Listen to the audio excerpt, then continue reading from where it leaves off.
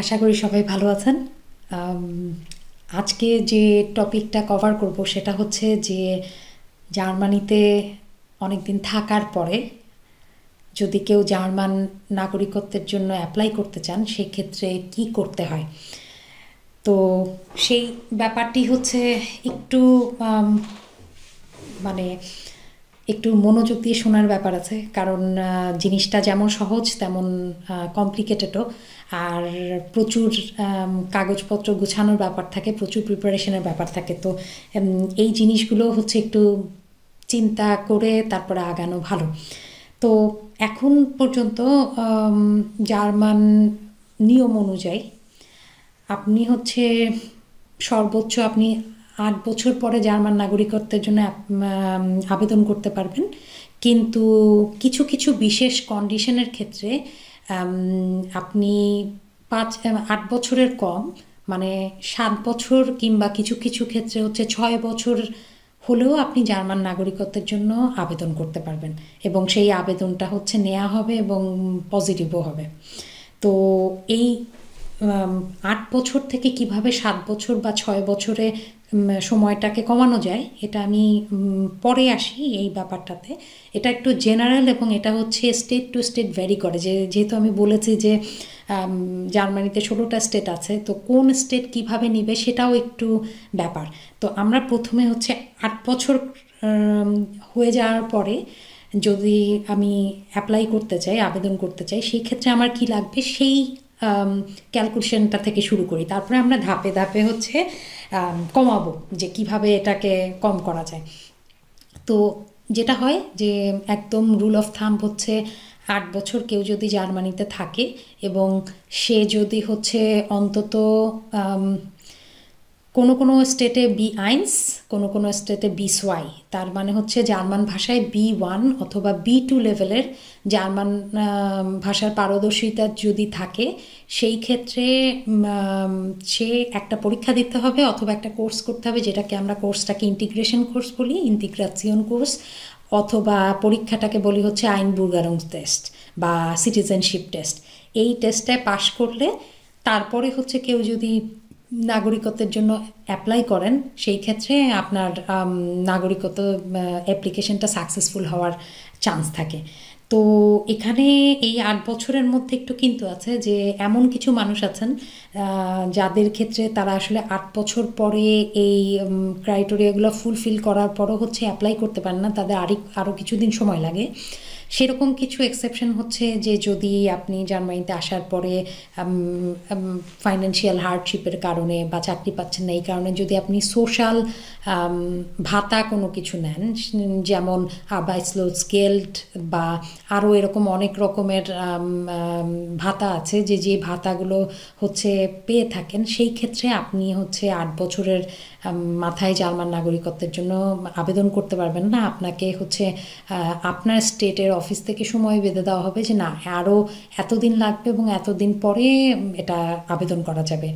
আর আরেকটা হচ্ছে যে কেউ যদি অ্যাসাইলাম সিকার হন, তার মানে হচ্ছে আপনার রিফিউজি যাদেরকে আমরা বলি, সেরকম ক্ষেত্রে হচ্ছে 8 বছরের মাথায় আসলে জার্মান নাগরিকত্বের জন্য অ্যাপ্লিকেশনটা করা যায় না, কারণ অ্যাসাইলাম সিকার বা রিফিউজিদের জন্য হচ্ছে রুল পুরোপুরি আলাদা। কারণ আপনাকে হচ্ছে রিফিউজি স্ট্যাটাসটা তখনই দেওয়া হচ্ছে যখন জানা হচ্ছে যে আপনি আপনার দেশে যেতে পারছেন না, আপনার দেশে কোনো যুদ্ধ চলছে বা আপনার দেশে এমন কিছু হচ্ছে আপনার সাথে যেটাতে হচ্ছে আপনার জীবনের আশঙ্কা আছে, এবং সে কারণে হচ্ছে আপনি জার্মানিতে এসে থাকতে আশ্রয় চেয়েছেন জার্মান সরকারের কাছে, এবং সেই ক্ষেত্রে ক্রাইটেরিয়া পুরোপুরি ডিফারেন্ট, এবং সেই ক্ষেত্রে আপনি 8 বছরের মাথায় জার্মান নাগরিকত্বের জন্য অ্যাপ্লাই করতে পারবেন না। তো এটা গেল হচ্ছে 8 বছর। এরপরে আসি যে বেশ কিছু ক্যালকুলেশন আছে, এক একজনের ক্ষেত্রে এক একটা প্রযোজ্য। এটার উপর ডিপেন্ড করে হচ্ছে 7 বছর বা 6 বছরে কমতে পারে কিভাবে। যেমন আপনার যদি ল্যাঙ্গুয়েজ স্কিল ডয়েচে আর কি, ডয়েচে যদি C1 পর্যন্ত করা থাকে, তার মানে হচ্ছে C1 করা থাকলে সেক্ষেত্রে আপনাকে হচ্ছে আপনি 7 বছরের মাথায় আবেদন করতে পারবেন। তার মানে হচ্ছে যে ভাষাটা যদি আর একটু চুজ থাকে, সেই ক্ষেত্রে হচ্ছে আপনাকে ওই ছাড়টা দেওয়া হয়। কিন্তু সেই সাথে আরেকটু বলে রাখা ভালো যে এটা ছাড়াও আরও কিছু ক্রাইটেরিয়াস আছে যেটাতে হচ্ছে সময়টা কমানো যায়। যেমন আপনি যদি কোনো সোশ্যাল নন প্রফিট অর্গানাইজেশন, যেটা কিনা জার্মানিতে রেজিস্টার্ড এবং এটা হচ্ছে কমিউনিটি কাজ করে, সেরকম কোনো রেজিস্টার্ড অর্গানাইজেশনের সাথে আপনি যদি 1 বছরের বেশি সময় ধরে জড়িত থাকেন একদম কাগজি কলমে, মানে মেম্বার হিসেবে, সেই ক্ষেত্রেও স্টেট ভেদে কোথাও 6 মাস, কোথাও 1 বছর হচ্ছে কমানো হয়। তার মানে হচ্ছে ওই 8 বছর থেকে 6 মাস বা 1 বছর কমে যেতে পারে আপনার এই সোশ্যাল কন্ট্রিবিউশনের কারণে। কারণ এটাকে ধরা হয়ে হচ্ছে যে আপনি জার্মান সমাজে হচ্ছে ইন্টিগ্রেট হওয়ার জন্য বা এদের সাথে কাছাকাছি আসার জন্য আপনি এই কাজগুলো করছেন। এটা ছাড়া আরও ক্রাইটেরিয়াস আছে, যেমন কথার কথা আপনি যদি হচ্ছে উচ্চশিক্ষিত হন, তার মানে আপনার পড়াশোনা যদি মাস্টার্সের উপরে থাকে, সেক্ষেত্রেও হচ্ছে অনেক স্টেট হচ্ছে এই বিষয়টিকে স্বাগত জানায় এবং সেক্ষেত্রেও হচ্ছে আপনার সময়টাকে কম ধরা হবে।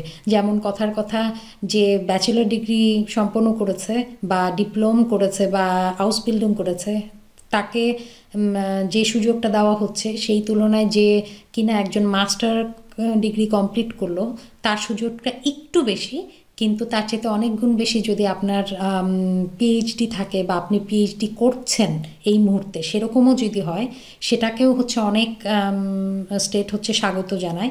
এবং এর উপরে যদি হয় যে আপনি হয়তো পোস্ট ডক্টরেট বা এই ধরনের রিসার্চ কাজ করছেন, যেটা কিনা আসলে জার্মানিতে স্বাগত জানায়, সেই ক্ষেত্রেও হচ্ছে আপনি আপনার এই 8 বছরের সময়টা কমে যেতে পারে। এবং যে যে দিক থেকে চিন্তা করি না কেন, সব রকমের মানে পজিটিভ অ্যাপ্রোচগুলো সব ক্যালকুলেট করে আপনাকে সর্বনিম্ন 6 বছরে আসলে আপনি নাগরিকত্বের জন্য অ্যাপ্লাই করতে পারবেন। মানে 6 বছরটা হচ্ছে মিনিমাম এখন পর্যন্ত সময়। এবং তার মধ্যে এগুলো তো হচ্ছে পড়াশোনার কোয়ালিফিকেশনের দিক থেকে। আবার ইনকামের কোয়ালিফিকেশনও আছে, যে যেমন আপনি যদি কতদিন ট্যাক্স পেইড চাকরি করেছেন, সাধারণত ধরা হয় হচ্ছে মানে ধরা হয় হচ্ছে যে আপনি কত ইনকাম করছেন এবং সেখান থেকে আপনি আসলে কতখানি ট্যাক্স দিচ্ছেন, সেটার উপর ডিপেন্ড করেও হচ্ছে বিভিন্ন স্টেট বিভিন্নভাবে দেখে। যেমন আমাদের এখনকার স্ট্যান্ডার্ডে হচ্ছে ব্লু কার্ড হোল্ডার যারা, তাদের বেতনটা হচ্ছে ধরে নেওয়া হয় যে সর্বোচ্চ স্কেলের মধ্যে পড়ে। তো তাদের যেরকম এই ব্লু কার্ড হোল্ডার হওয়ার কারণে তাদের কিছু বাড়তি প্রায়োরিটি থাকে। আবার কথা হচ্ছে যে অনেকে যারা অনেক দিন ধরে কন্টিনিউয়াস ট্যাক্স পেইড জব করে যাচ্ছেন, মাঝখানে কখনো জবলেস হন নাই, কখনো সোশ্যাল ভাতা নিতে হয়নি, আরবাইটসলোস গেল্ড নিতে হয়নি, তাদেরকেও হচ্ছে দেখা যায় যে প্রায়োরিটি দেওয়া হয় এই ধরনের অ্যাপ্লিকেশনে। এছাড়া ইনকামের দিক থেকে একটা গুরুত্বপূর্ণ তথ্য যেটা হচ্ছে অনেকের ক্ষেত্রেই হচ্ছে প্রযোজ্য, সেটা হচ্ছে যে অনেকেই দেখা গেছে যে পড়াশোনা করার সময়ও হচ্ছে পার্ট টাইম জব করেন, যেটা কিনা ট্যাক্স পেইড জব। তো এই বিষয়টিও একটা হিসাবের মধ্যে নেওয়ার ব্যাপার। সেটা হচ্ছে যে কোনো কোনো স্টেট হচ্ছে এই সময়টা আপনি যে স্টুডেন্ট হিসেবে ছিলেন সেই সময়টাতে যে ইনকাম করেছেন, সেই ইনকামের যে ট্যাক্সটা পে করেছেন সেই ট্যাক্সের অর্ধেকটা কাউন্ট করে। যেমন বার্লিনে হচ্ছে অর্ধেক কাউন্ট করে, কিন্তু যেমন বায়ান বা বাদেন ভুটেনবার্গ এরকম স্টেটে কিন্তু এই সময়টা কাউন্ট করা হয় না। তো এই ব্যাপারটাও একটু খেয়াল রাখার ব্যাপার আছে। তার মানে হচ্ছে যে কোনো ক্ষেত্রে আপনি জার্মানিতে কতদিন ধরে আছেন এই সময়টাও হচ্ছে একটা ফ্যাক্টর। যে আপনি ছাত্র হিসেবে এসেছেন, এসে হচ্ছে তারপর চাকরি করা শুরু করেছেন, তো কথার কথা আপনি হয়তো মাস্টার্স করেছেন 2 বছর।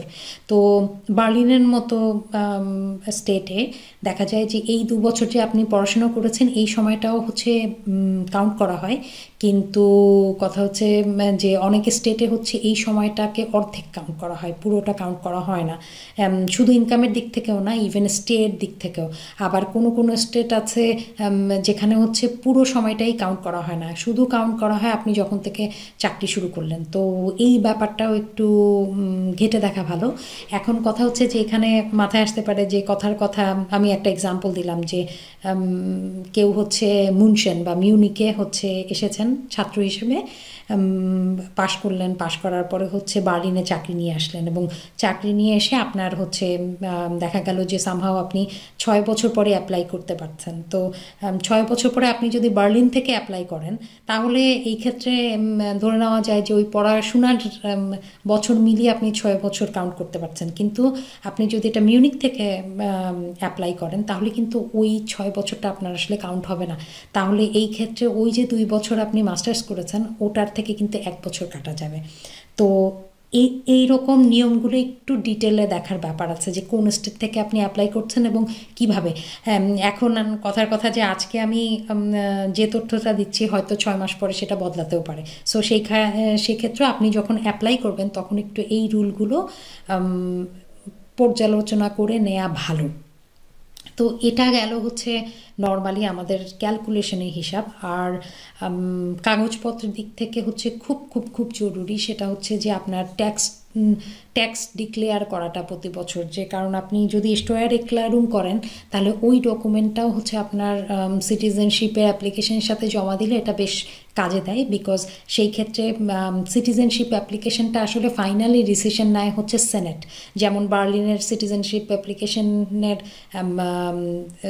যতই হয় আবেদনগুলো পড়ে এই অ্যাপ্লিকেশনগুলো কিন্তু ডিসাইড করে বার্লিন সেনেট। সো সেই বার্লিন সেনেটের কাছে বেশ কিছু ক্রাইটেরিয়া আছে এবং সেই ক্রাইটেরিয়ার মধ্যে কিন্তু এই ইনকাম স্টেটমেন্টটাও একটা খুব খুব খুব জরুরি একটা ব্যাপার।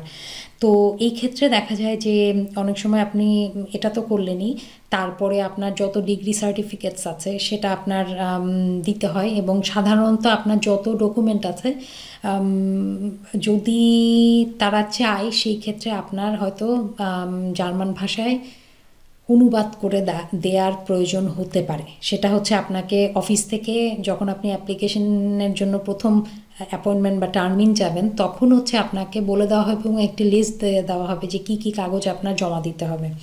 তো এটা একটা জরুরি ব্যাপার এবং সেই সাথে দেখা যায় যে আপনার যে আইনবুড়োর টেস্ট অথবা ইন্টিগ্রেশন কোর্স যে করা আছে এই সার্টিফিকেটটা জমা দিতে হয় এবং আপনি যে ভাষা জানেন এবং সেই ভাষাগত সার্টিফিকেটটাও হচ্ছে জরুরি এবং এটার উপর ডিপেন্ড করেই হচ্ছে আপনার অ্যাপ্লিকেশন প্রসেসটা হয়।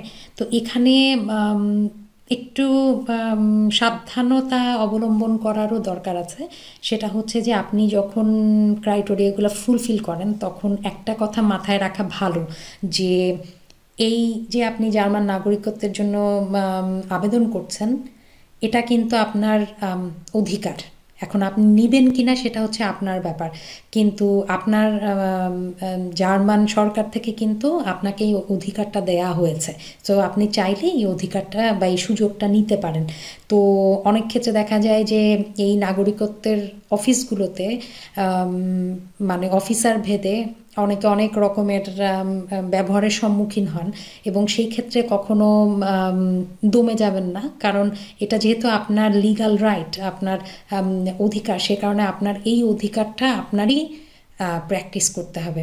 এই কথাটা কেন বললাম এটা সামনের আরেকটি ভিডিওতে বলবো, যে ভিডিওতে আমরা আসলে আমি মানে কভার করার চেষ্টা করব যে এই নাগরিকত্বের অ্যাপ্লিকেশন প্রসেসে গিয়ে কী কী সমস্যা হতে পারে এবং সেই সাথে হচ্ছে আপনি কি নাগরিকত্বের প্রসেস শেষ করার পরও যখন যদি এটা পজিটিভ আসে সেই ক্ষেত্রে কি আপনি নাগরিকত্বটা গ্রহণ করবেন কি করবেন না এবং করলে কি লাভ বা না করলে কি লাভ, এই ব্যাপারগুলো কারণ এটা জীবনের বড় একটা ডিসিশন এবং আমরা যেহেতু খুব